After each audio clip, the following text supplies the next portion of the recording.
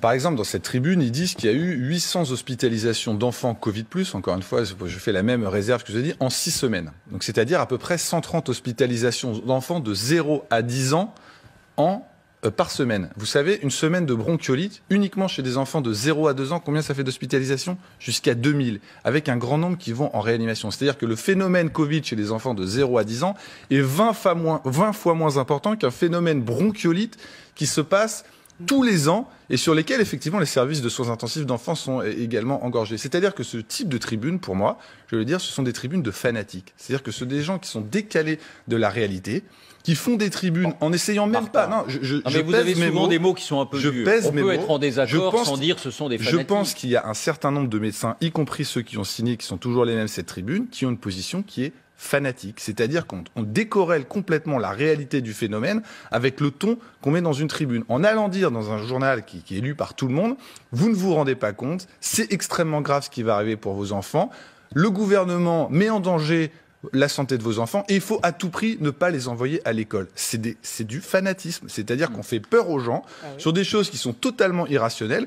J'ai été regarder le dernier rapport du CDC américain sur le rôle des écoles dans la contamination. Ils disent noir sur blanc, c'est la référence mondiale. Toutes les études qui ont étudié la fermeture des écoles ont montré que ça n'avait pas d'impact sur les courbes épidémiques avant. Et quand les écoles réouvrent, ça ne fait pas réaugmenter l'épidémie. Bon, c'est le rapport K12 du CDC. Je vous mets en relation ce qui se passe avec le Covid et ce qui se passe avec la bronchiolite, qui n'a jamais fermé aucune crèche depuis des dizaines d'années que ça existe. Ces gens-là sont des fanatiques, ils ne s'arrêteront jamais. Et vous verrez que quand on dira que la vague Omicron n'emmène pas les gens en service de réanimation, de quoi ils vont vous parler? Des Covid longs, parce que ce sera leur dernière carte à dire pour dire qu'il faut tout fermer pour pas laisser ce circuit. On prend date sur cet argument. Martha Blachir a tout à fait raison, parce que dès qu'on évoque la question de poser des doutes sur la vaccination des enfants, on vous dit « Ah, mais vous ne savez pas, tous les enfants qui ont des Covid longs. » Bon, et à chaque fois, ça reste très vague. Dès qu'on demande des statistiques, des chiffres, des précisions, des profilages surtout, de ces enfants-là, alors là, tout d'un coup, les yeux sont dans le vague et on n'en entend plus parler. En tout cas, elle n'est pas obligatoire. Juste un point. Septembre 2021, l'avant-veille de la rentrée scolaire, je me souviens d'une responsable de réanimation sur une grande chaîne de radio, et il y en a eu d'autres, qui nous expliquait qu'on aurait 50 000 contaminations par jour à la rentrée scolaire et qu'il fallait absolument reporter la rentrée scolaire.